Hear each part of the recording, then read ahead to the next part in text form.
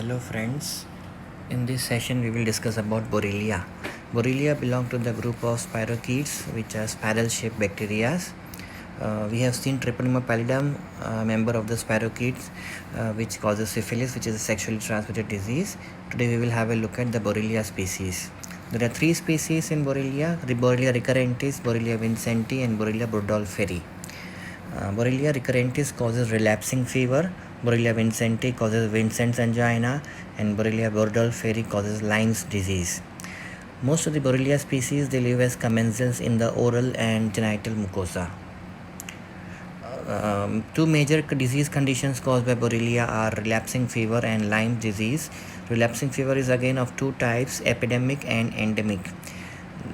And in relapsing fever, epidemic type, the reservoir is human and the vector is human body louse pediculus humanus corpore. And in endemic relapsing fever, rodents are the reservoirs and soft ticks are the vectors. In Lyme's disease, rodents, deers, and domestic pets, etc., they are the reservoirs and the hard ticks are the vectors. The first species, Borrelia recurrentis. Borrelia recurrentis is about 8 to 20 macrometers long with loose, irregular coils. It is gram negative, although gram stain is not routinely performed because they are very thin and slender. Giemsa and Wright stain can be performed and they are motile with corkscrew-like motility. In this figure, you can see Giemsa stain of Borrelia recurrentis in blood. You can see spiral bacteria seen in light microscopy, and in phase contrast microscopy also you can see the spiral bacteria of Borrelia seen. In this figure, you can see microscopy. This is Giemsa stain which shows RBCs and you can spiral bacteria in the background. These spiral bacteria are Borrelia. This is gram stain. Gram stain, it shows several different kinds of bacteria with this Borrelia also present a thin, slender, spiral-shaped structure seen in the background. They are Borrelia.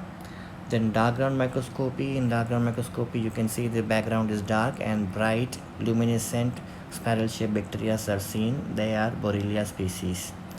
So gram stain, Giemsa stain, Wright stain, dark ground microscopy, phase contrast microscopy. These are various microscopy methods which can be used for Borrelia. For growing Borrelia recurrentis, microaerophilic hai. It is 20 to 30 degrees are optimum temperature for growth, but its nutritional requirements are very complex, so it is difficult to grow them on culture media. A choriodontine membrane of cheek embryo is used, and mice or rats are used as experimental animals for growing them.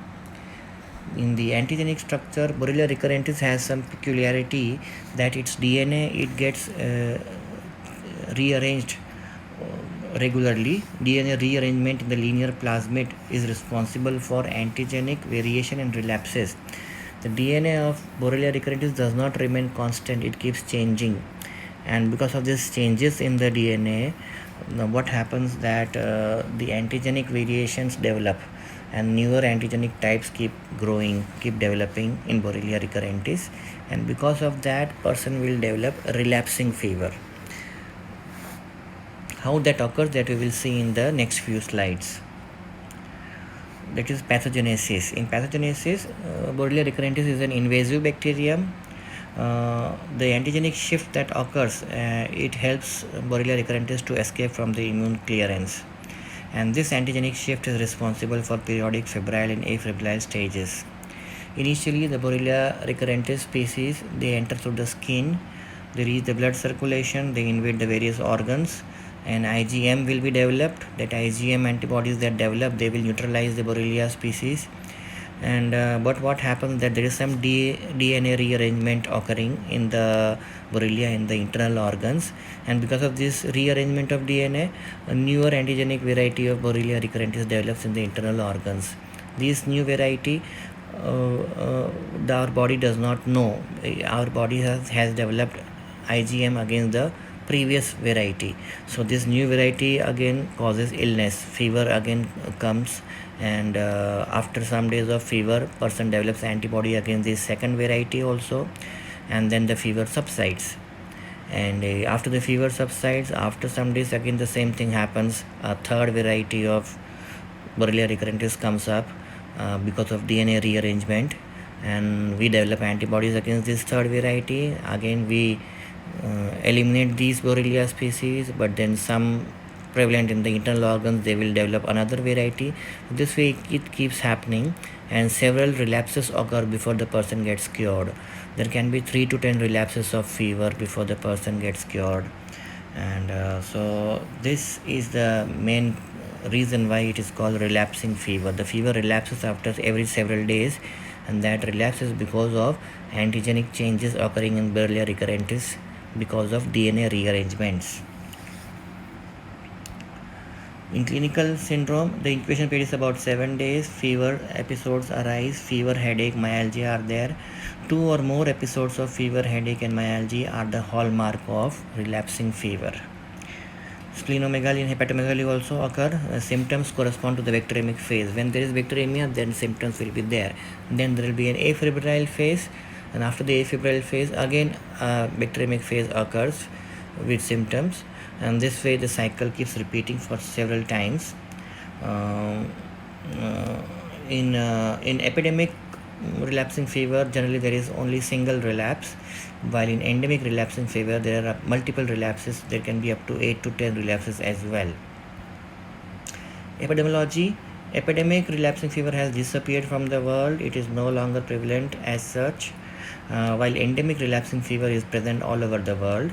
And the habitat of the organism is bloodstream and internal organs of the human body: spleen, liver, lungs, kidneys, and bone marrow. The epidemic relapsing fever reservoir is human beings, and transmission occurs person to person. The vector is human body louse, pediculus humanus corporis. The bacteria is present in the hemolymph of the vector. When the vector bites the human being, it will lead to irritation, and because of that irritation, the person will rub against that skin, and because of that, the vector will get crushed on the skin, and because of that, the bacteria present in the hemolymph of the vector will get transmitted via the skin into the human host.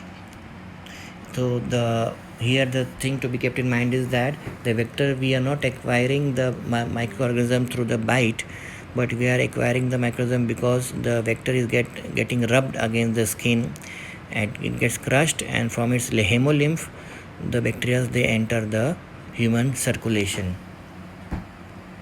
In endemic relapsing fever, it is a zoonotic disease. It is present in the rodents, and the vector is soft tick, and this Borrelia recurrentis in the soft tick is secreted in the saliva and in the excreta. It is transmitted to the human beings by bite of the tick. And so here you can remember one point, that in case of epidemic relapsing fever, transmission was not through bite, but the transmission was through rubbing of the vector on the human host, and because of that, transmission through the crushed vector from the hemolymph of the vector into the human skin. While in case of endemic relapsing fever, it is transmitted through the bite of the vector. Primarily, these ticks are nocturnal feeders, and while the host is sleeping, they will bite the host, and because of that, several times it happens that the bite goes unnoticed and the person does not know that the person has acquired this infection. In lab diagnosis of relapsing fever, sample blood will be collected from the patient during the febrile phase. Microscopy, wet film can be performed, dark ground microscopy or phase contrast microscopy. Giemsa stain can be done, Wright stain can be done. Dashing motility is seen. Culture is not carried out because they are difficult to grow, because they have very complex nutritional requirements. Animal inoculation, mouse can be used. Serology is not useful as antigenic structure keeps changing, so because of that, serological tests are not very useful. In treatment, tetracycline, erythromycin, and doxycycline can be used. Prevention, insecticides, preventive clothing, insect repellents are used, and there is no vaccines. The next organism is Borrelia vincenti. Borrelia vincenti morphology similar to the other species, spiral structure, 7 to 18 micrometers. They are gram negative. Giemsa and Wright stain can be performed. Habitat they are obligate anaerobes and normal commensals of the oral cavity. Vincent angina is caused by Borrelia vincenti. So when generally they remain as commensals in the oral cavity, but under some conditions they may lead to Vincent's angina. The same organism which remains as commensal in the oral cavity can lead to Vincent's angina occasionally because of some predisposing conditions like viral infections and malnutrition. In Vincent's angina, there is ulcerative gingival stomatitis or oropharyngitis, and this disease condition, Borrelia vincenti, they cause along with the fusiform bacilli. Fusiform bacilli are also one kind of bacteria. They are present in the oral cavity. They together, along with Borrelia vincenti, they lead to Vincent's angina. There is ulcer on the mouth and tonsillar areas, and for diagnosis of Vincent's angina, stained smears of the exudates can be seen in the microscopy. They are grown with difficulty, so culture is not routinely performed, and microscopy is the mainstay for diagnosis. Penicillin and metronidazole can be used as drugs, and there is oropharyngitis, gingivostomatitis in Vincent's angina. Then the next species is Borrelia burgdorferi, which causes Lyme disease. Why it is called Lyme disease? Because Lyme was a place in America where this disease was discovered. And why it is called Borrelia burgdorferi? Because the scientist Burgdorfer, who isolated the bacteria. It is a fastidious bacterium, 4 to 30 micrometers, helical in shape, gram-negative, microaerophilic, and there is one culture medium which is useful for growing Borrelia burgdorferi, BSK medium, Barber-Stoner Kelly medium. Borrelia burgdorferi is transmitted by the exotic ticks, and 7 to 14 days is the incubation period. Erythrema migrans is the classical lesion found in Lyme disease. In erythrema migrans, small macular papules is there with large lesion of 5 to 50 centimeter in diameter. Fever, chills, myalgia and headache are there. The disease can last for several days to months. And erythrema migrans is the classical feature of Borrelia burgdorferi Lyme disease. The rash seen in this disease condition, it looks like a bull's eye, so it is called bull's eye rash. Disseminated disease, it spreads in different organs of the body, and there can be multiple erythrema migrans. There can be fever, myalgia, arthralgia, malaise and headache. Septic meningitis can occur. It is a zoonotic disease. It is present in the rodents, in domestic pets and some animals, and human beings can acquire accidentally. From the mice, it will be acquired by human beings via the heart ticks. And clinical diagnosis में Lyme disease में erythrema migrans is the classical lesion. And there can be multiple erythema migrans all over the body later on. In laboratory diagnosis, serological tests are performed, ELISA and immunofluorescence. Indirect immunofluorescence are used. Western blot can be used for confirmation. And microscopy is not recommended, and culture is also not recommended as they are difficult to grow. Amoxicillin, tetracycline, cefuroxime and ceftriaxone are the drugs used. And that completes the session for today. We saw 3 species of Borrelia. Borrelia recurrentis, which causes relapsing fever, epidemic relapsing fever and endemic relapsing fever. Then we saw Borrelia vincenti, which causes Vincent's angina. Then we saw Borrelia burgdorferi, which causes Lyme's disease. Thank you.